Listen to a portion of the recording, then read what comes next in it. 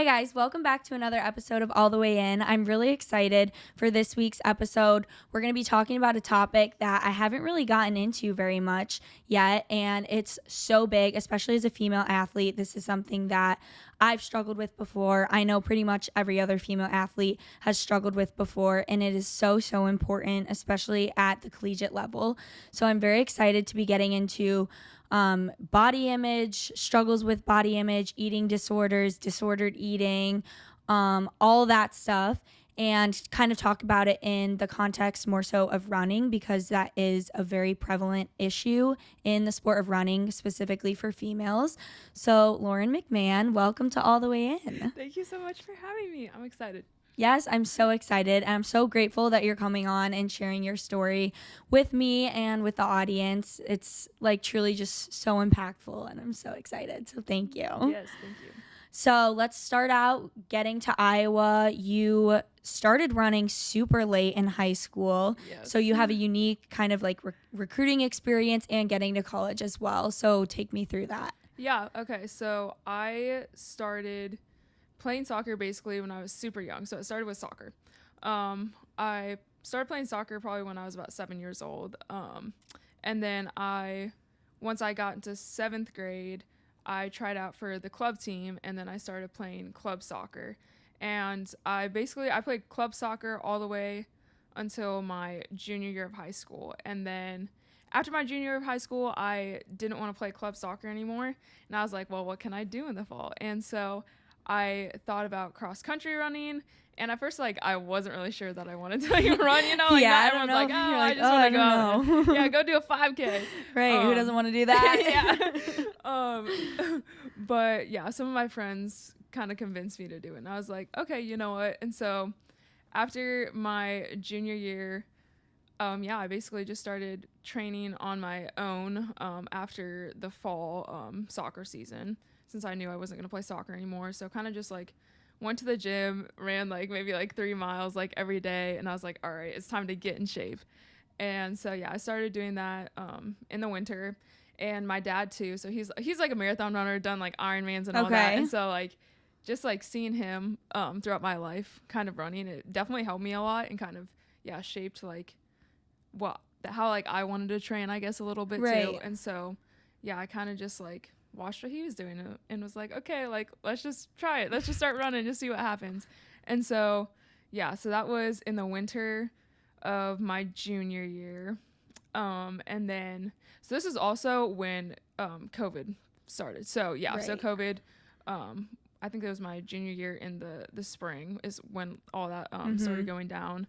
And so it made it a lot easier to just go out and run, because you didn't really have anything else to do. And so so I was just kind of running on my own. And then I still wanted to play high school soccer, especially my senior year, just for fun. I had been doing that too, all throughout high school. And so I was training for soccer, doing kind of just more weight-based stuff, and then kind of just running on my own too.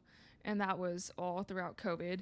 And then my senior year, I went out for a cross country, and I had a really good start to my season, and I got the attention of a lot of college coaches. And so after my first couple meets, coaches started reaching out to me. And then probably I don't know, halfway through the season, maybe my 4th, 5th meet, I don't even know, Iowa State and then Iowa eventually reached out to me too. And so I started talking to those coaches a little bit. And then after talking to the Iowa coach, I ended up committing at the end of cross country season. Wow. And so, so it's kind of crazy just, going from not running at all to all of a sudden, thinking about, okay, do I want to run in college too? Mm-hmm. So that's kind of how I got involved in running. And then, I committed to Iowa. And then after that, I had, my first ever basically track season. I did do track also in 8th grade. I don't even remember what events I ran. I did do the discus. So I did that, I think, in 8th grade. But this is my first actual track season my senior year. That's and I was crazy. Wow. Should Wow. probably run track at least once before I go run in college, right. And so so I had a good track season, had a lot of fun with it too. So that's kind of how I got involved in running. Going into your senior year, were you planning on athletics at all in college, or did you just have it set in your mind? You're like, oh, I'm just going to go to school. Yeah, that's a good question. I know I didn't really want to do athletics in college. I thought about doing soccer at like a smaller like D3, D2 level. But yeah, I was pretty burnt out from soccer at that point, and I did not want to keep doing it in college. So yeah, definitely once coaches started reaching out to me my senior year, even after the first couple cross country meets, I was like, wait, like, is that something that I want to like pursue in college? So I definitely, yeah, I had to think through a lot of things too, and kind of, yeah, do a little 180 shift on what I thought I'd be doing in college and what my college experience would look like. So did you just kind of immediately fall into love with running? Because that's a fairly short time frame of picking it up and then deciding, yeah, I'm going to do this in college, and not only in college, but at such an elite level. For sure, yeah. I absolutely love to run. And I feel like I have to, like, obviously it's a little bit different, especially with like soccer conditioning. Like that just sucks. Like that's not enjoyable, no, Like not. That's not like enjoyable running. But I had seen like the other side of like like the just like the enjoyable part of running too. Especially just with like going on runs with like my dad and all that too. I realized that there's a big social aspect, especially like in cross country and high school too. And yeah, once I started running, especially during COVID, I think it helped me a lot. Just being able to get outside, get some movement in, like feel good, be able to set goals too. And so yeah, absolutely fell in love with it. And I'm a very competitive person, and yeah, getting to compete while running too, that was super cool. And I'm definitely the kind of person that likes to like push myself. Yeah. And so yeah, being able to push myself in that way and just kind of like see where my limits are at and try to like surpass that a little bit. Like that's something I really enjoy doing. So yeah, that's a good sport for doing that. It's hard. Oh yeah, absolutely. Like running is such a mental sport. Like I did it all throughout middle school and high school, and it's hard. Yep. Like it's one of the hardest sports for sure. Yeah, definitely. I would agree with that. So with your experience so far, we'll kind of shift into our main point for this podcast. But when did you, I guess, kind of start seeing issues with like not only your personal like body image and stuff like that, but also like kind of being exposed to it in general in the sport? Yeah, that's a good question. So I would say growing up, I always had body image issues, and I just didn't really have the best body image. And I think that started at a pretty young age. But I didn't really start, I guess, doing anything about it until my junior year. I would say, okay, honestly, like maybe like the end of my sophomore year, just with soccer and having a very demanding coach. I am definitely a perfectionist, and when I wasn't performing my best on the soccer field, and when my coach is letting me know that, that doesn't make you feel good, No. And so, yeah, after like my sophomore year and just kind of struggling, I guess, with like perfectionism, and just really beating myself up. I think that went into my junior year, and then once COVID started, I think that's where, everything just got way, way worse.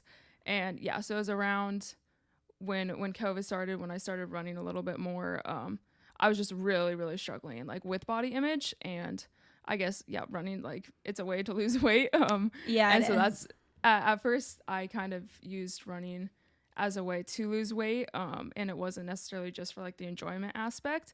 And so that's when I really started struggling. And then as well as that, with running too, around the time of COVID, I would say, is when I changed my eating habits too. Okay. And that's kind of where my eating disorder began, I think.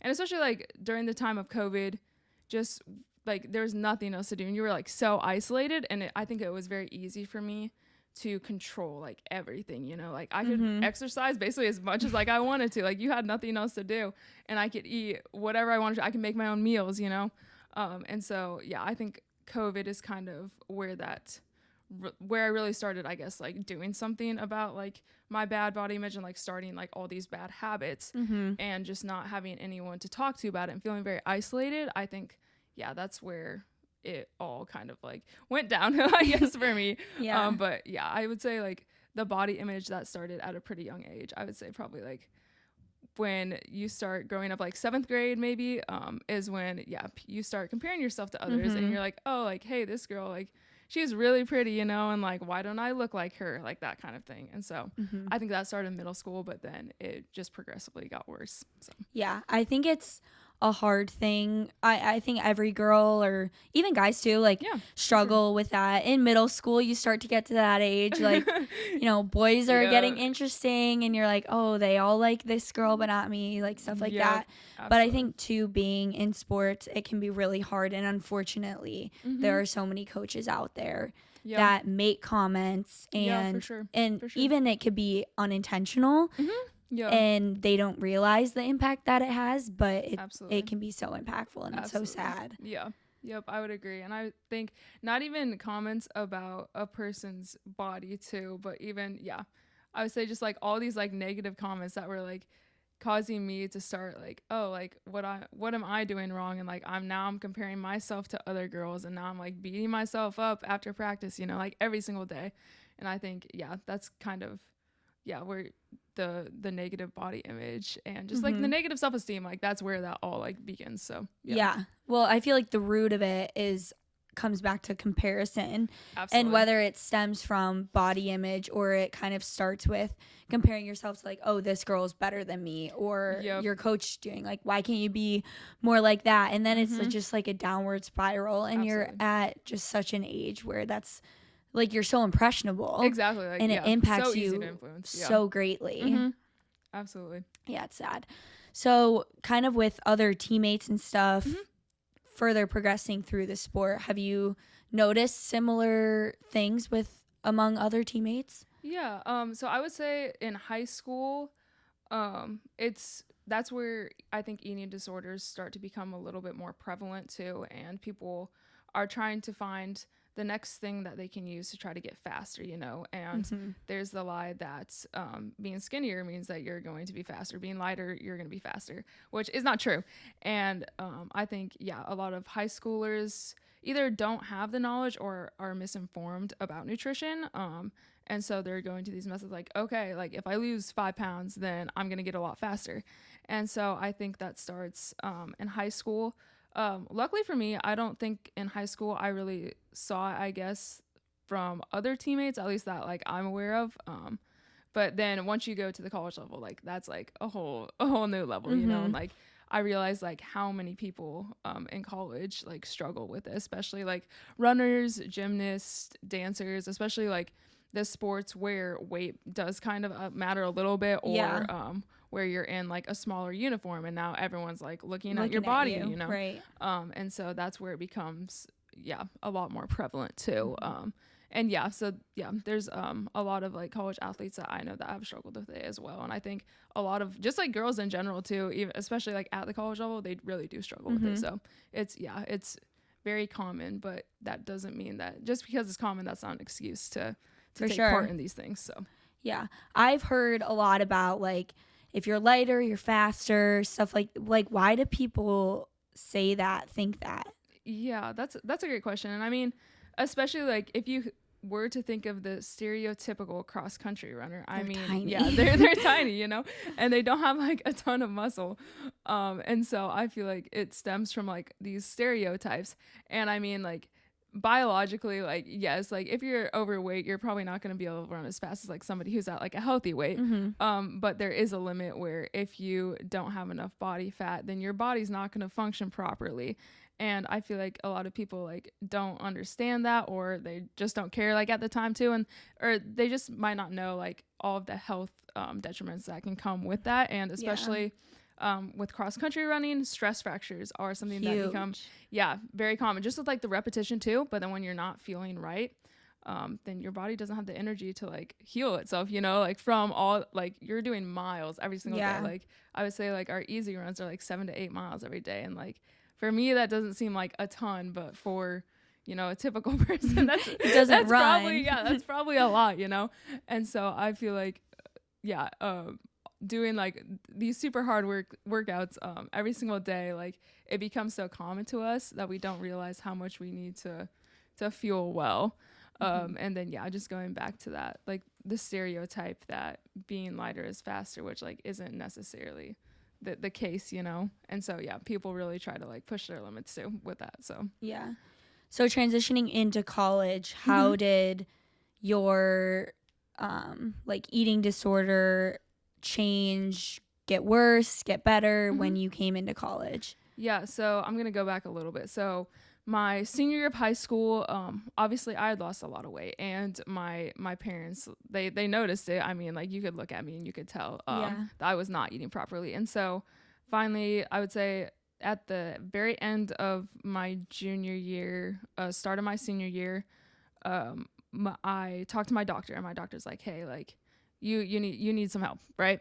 And so I went to a therapist, and then I also met with like an eating disorder dietitian too. Mm-hmm. And so it started getting better at the beginning of my senior year, but I would say I didn't really start eating well enough, like feeling my body the way that I actually should have, until probably around like the spring of my senior year of high school. And then yeah, I noticed some improvements with my running too, and I was like, okay, like hey, like things are starting to get better.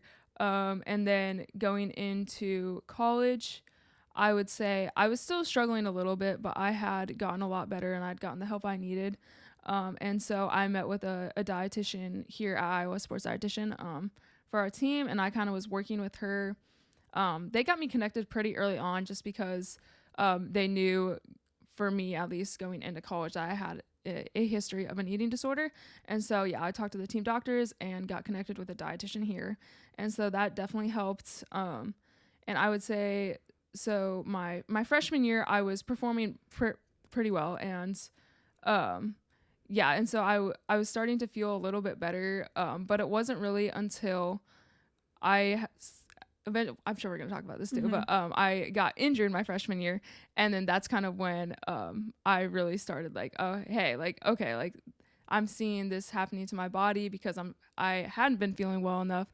And so I was like, okay, how can I like really feel well and like make sure I am feeling well? And so it wasn't until I got injured that I was like, hey, like yeah, like you're not feeling well enough still, and like you Right. still need to like improve upon this. So yeah, my freshman year, in the spring, I would say, is when things really like started getting better for me. So yeah. Yeah. So as someone who has not struggled with an eating disorder before, it can be hard for me to sometimes like understand, I guess, your Yeah. thought processes and stuff, and like how you struggle with things. Yeah. So could you like walk me through, I guess, like the difficulties and the mental challenges that you face being in an eating disorder, and like what your experience was with that? For sure. I would say, at least for me, it started with, so scrolling on TikTok, especially during COVID, you're starting to see all these videos like, hey, like this is how you can lose weight. Hey, like carbs like aren't good for you. Sugar is not good for you. And like even if you go on social media now,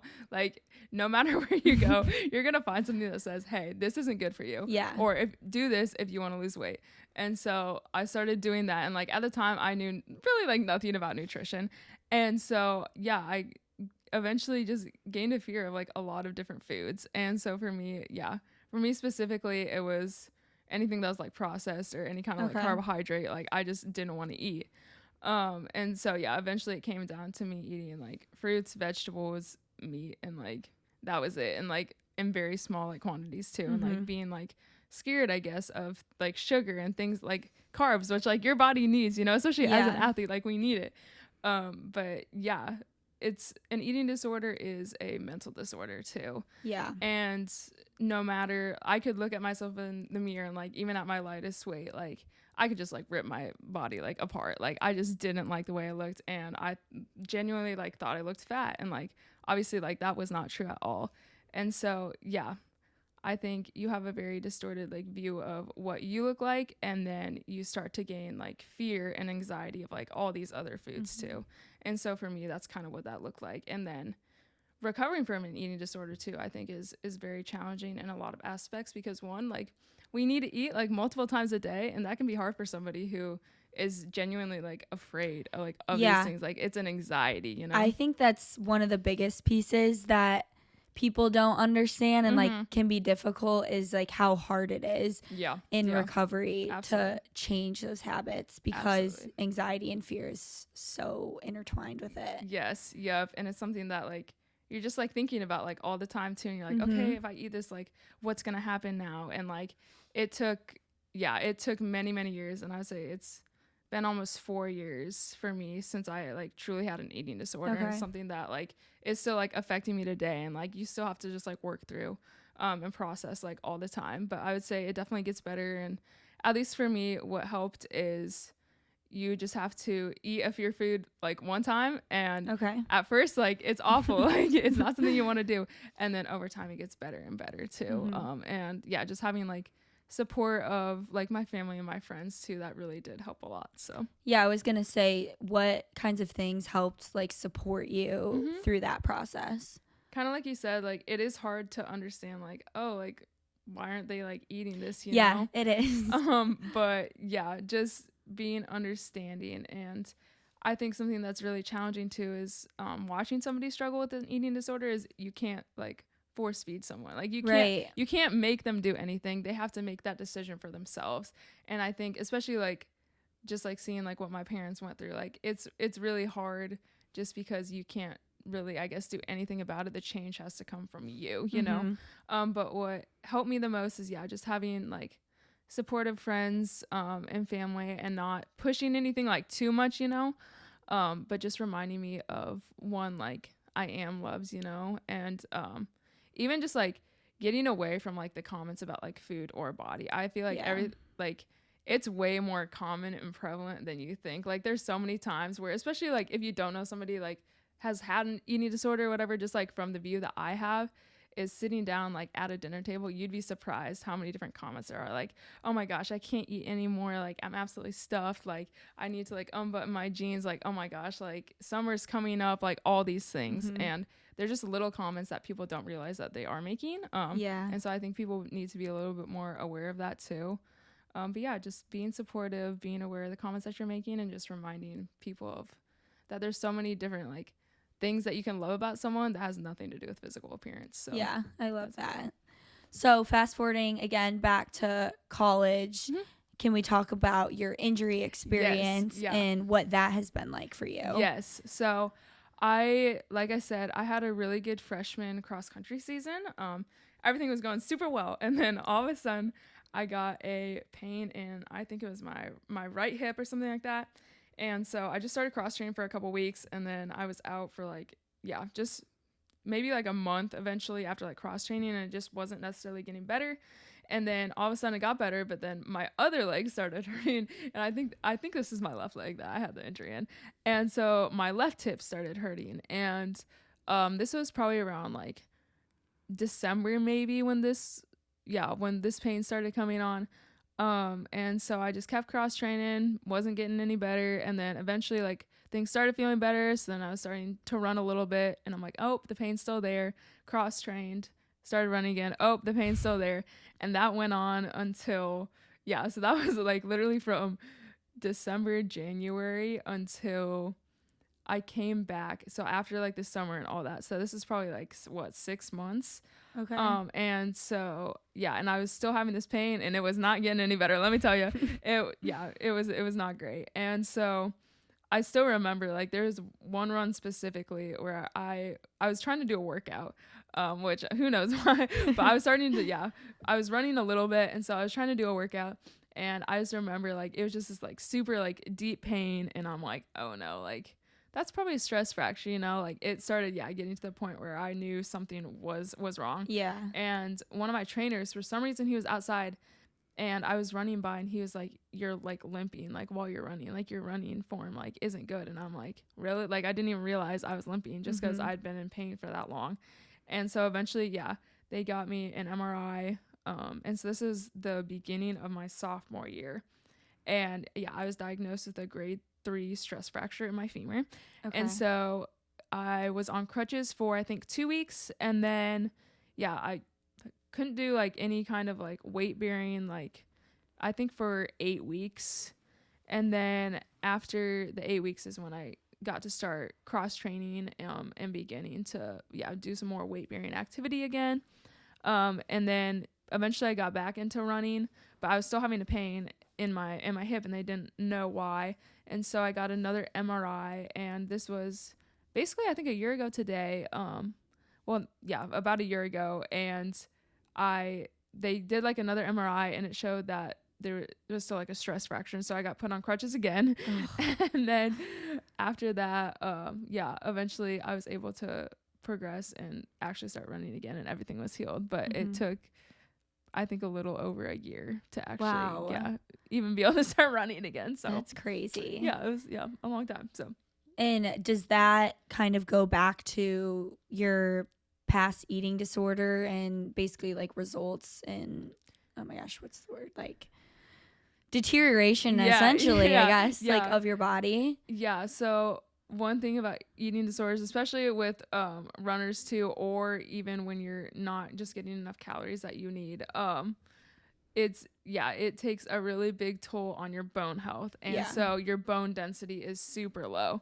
And if your bone density is low and you're running all the time, that is a recipe for a stress fracture. And so that's also why stress fractures can be so common, just because cross-country runners they might not even realize that they are underfueling, but they are. And so my bone density was super, super low. And this resulted in a stress fracture, which so I would say just with my history, and then also starting to gain weight again too. I mean, it's like a adaptation or a stress, right? Like a different stress added. Yep. And so once I had gained some of the weight back too, and then this new stress, and then with low bone density, that is why I think I got injured. Gotcha. So that's rough. Was that hard for you to deal with mentally? I would say yes. So at first, when I got diagnosed with my stress fracture, it was very difficult for me. Especially just because everything kind of caught up to me, and I realized like, hey, like what I did in the past, like, well, one, it's still like affecting me now, because look at me now, I can't even run, you know. And so it was really challenging for me at first. Luckily, when I was actually diagnosed with my stress fracture, my eating had gotten a lot better. And I think I had started gaining some of this self-confidence back that I didn't really have going into college. And so I was at a much better place mentally my sophomore year than I was going in my freshman year. But I mean, injury, especially just like not having an eating disorder, anything like that. And injury is hard, like especially at a college level. Like nobody wants to get injured. And so it was really difficult. But I think after coming into college and just getting the help that I needed, it could have been a lot worse too. So were you a lot more like open with teammates and close friends in college about like these struggles compared to when you were in high school? Yes. So at first, especially in high school, like I didn't talk to anyone about it at all, and I had no desire to talk to anyone about it, and I didn't want help either. Especially at first, my mom, she forced me to go to the doctor. That was not a decision I made on my own. I didn't want to meet with a dietitian. I didn't want help.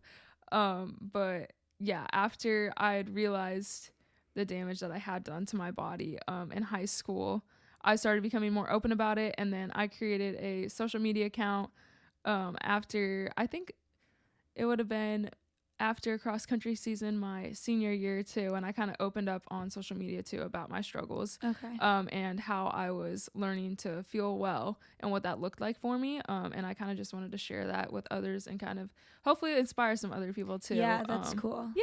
And so I was pretty open about it in the spring of my senior year of high school, and then going into freshman year college, I would say, I was really open about it too. And I was willing to, talk to anybody who had questions. And I would say, especially with my teammates too, when I was struggling with certain things, there was girls that I could go to and I could talk to about that too. And they were, super helpful and very encouraging. So, I was going to say, do you think that that vulnerability piece this time around with the injury, obviously different circumstances, but helped you get through that mentally and not kind of allow you to lead back into maybe like a negative spiral? Yes. Definitely. I think, I was still talking to the sports dietitian, and the sports psych, too. And I think both of those really did help me. And just knowing that I had teammates that I could turn to and friends that I could turn to, especially my sophomore year. I think that, that really did help me, especially being injured too and just not being able to run as much. That can lead, like you said, to another eating disorder, to a relapse. And so yeah, just having the people in my life that I did have, and I would say a lot of it too. My freshman year, it took me a lot to gain that self-confidence back, you know. I'm sure. But I would say, yeah, my confidence and my self-esteem had gotten a lot better after my freshman year too. So I think that helped a lot. So What helped you grow your confidence and self-esteem back? yeah, that's a good question. I would say one, just working with sports psych. I think just talking to other people about that too. That yeah, talking to a professional, one, that helped a lot. And yeah, I would say too, just realizing that there's so much more to me than my looks, and bringing in religion a little bit to this too. Just realizing that God had a bigger plan for my life than this, and we are fearfully and wonderfully made. We are created perfectly in His image. And I would say too, so my spring semester, my freshman year, had to go back. Yeah, spring semester, my freshman year, I started getting more involved in church too. Mm-hmm. And I would say that actually probably helped me the most is just having a biblical perspective on things too. Right. And yeah, just knowing that I could turn to God in my struggles. I think that helped me the most too. But also, just like more applicable things that I did was just reminding myself like of the things that I liked about myself that didn't have anything to do with my appearance too, and just kind of focusing on those things. So that's amazing. Yeah. I like that. Yeah. How was the community piece, kind of touching a little bit on the faith aspect of things, but how was that for you, like going through this new transition in college, navigating being injured and stuff like that? Like, how did that also help you through this? Yeah. So one, my team doctor, super, super awesome. And he just like reminded me too, of like God's like plan for my life too. And that an injury is not end all be all, you know, and like, that's not like our purpose in life is not, at least for me, like I'm not a runner, you know, like I'm a child of God. And so just being reminded of that. And then, yeah, getting involved I was involved in a C group my freshman year, which is a connection group, which is a part of SALT. So I was involved in a church group, and then just being involved in Athletes in Action too. I got a lot more involved my sophomore year. And I think just having like, yeah, that kind of community that could remind me that my identity is not my sport. I think that helped immensely. So. Mm-hmm. So moving forward, I guess kind of in looking more at like overall impact, stuff like that.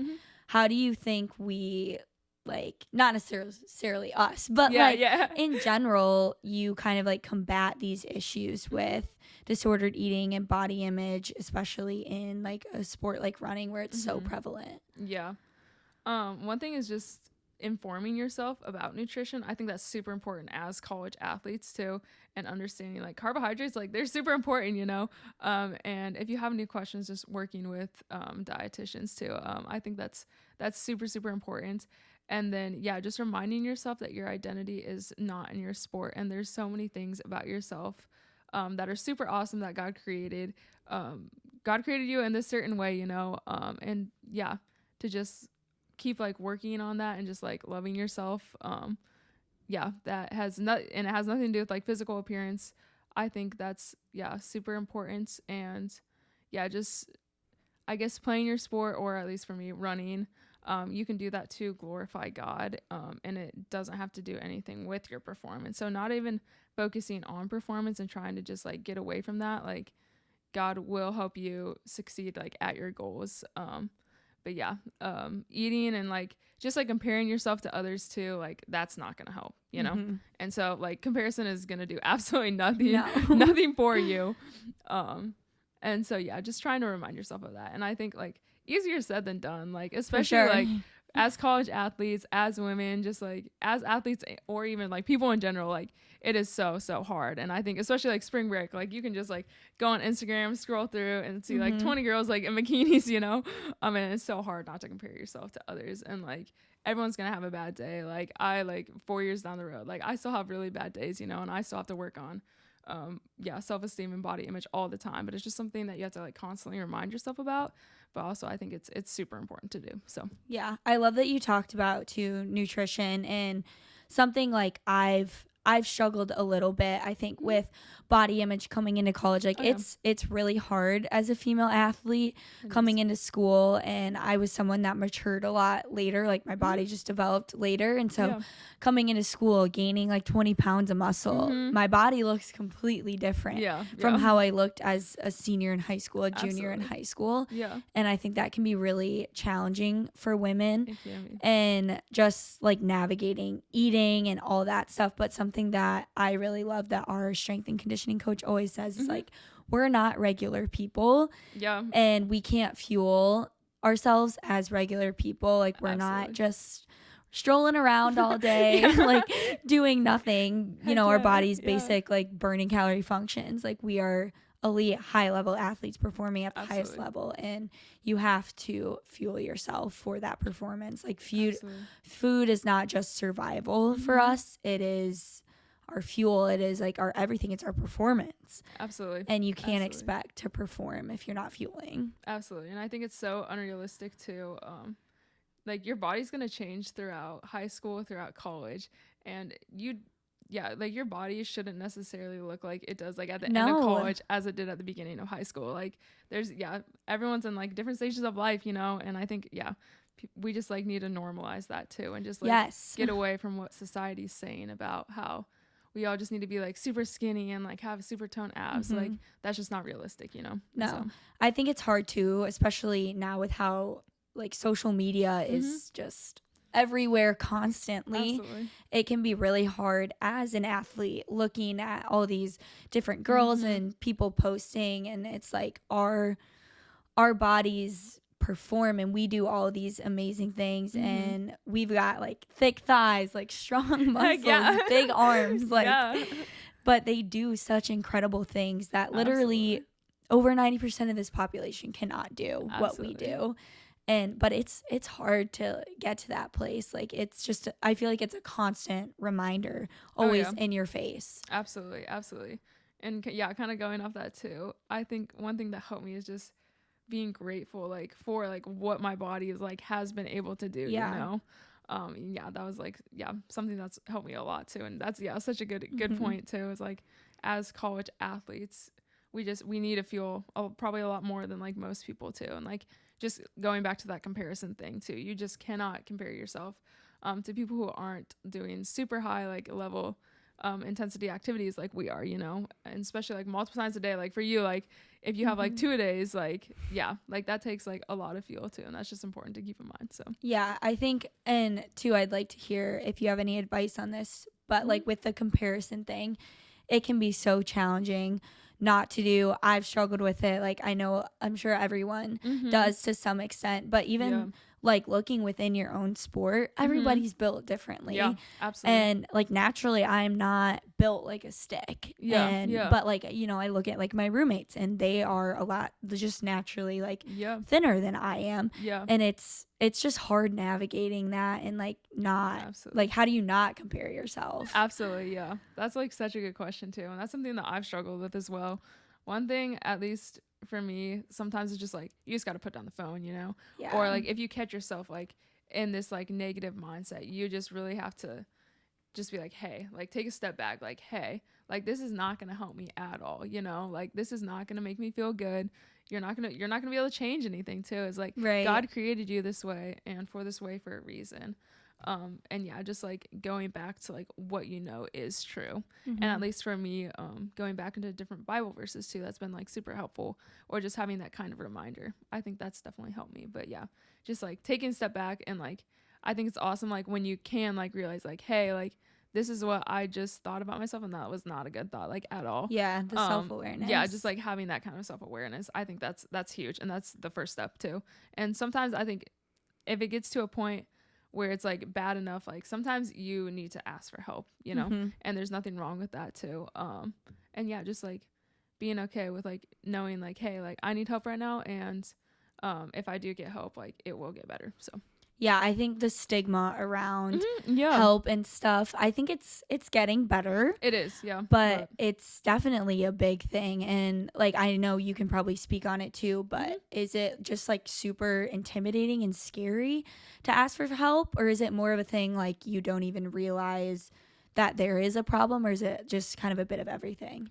I feel like it depends on the person. At least for me, I knew I needed help, but I didn't realize how badly I needed help. Gotcha. Until like looking back now, I was like, oh yeah, like Yeah, you look at girl, pictures, you're like, wow. oh boy, oh boy, and yeah. So I feel like sometimes it just depends on the person. They might not realize that they need help, but I feel like a lot of times people do know that they need help. I think it gets to a point where you are just so like you're just like hating on yourself like all the time, and you're just at such like a low point.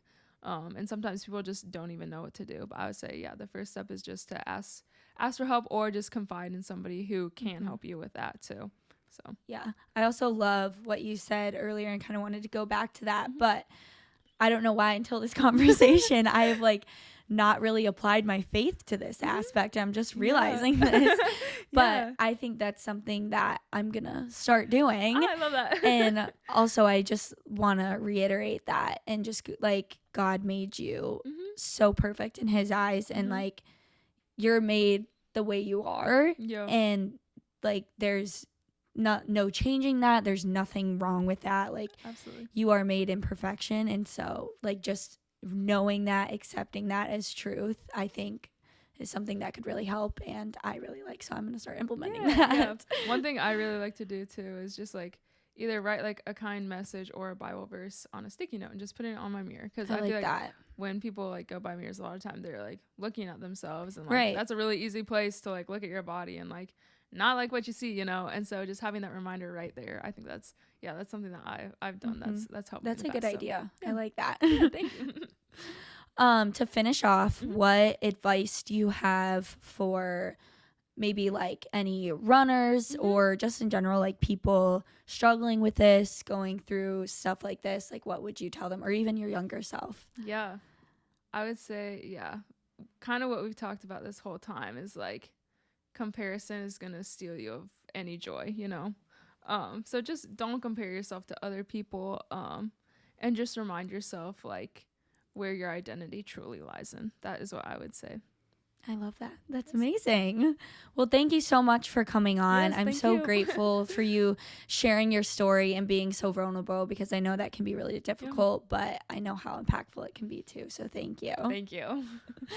Well, I hope you guys enjoyed this week's episode. I am so excited once again to be able to share this with you guys, and that Lauren was able to share her story and her experiences with eating and body image and everything like that.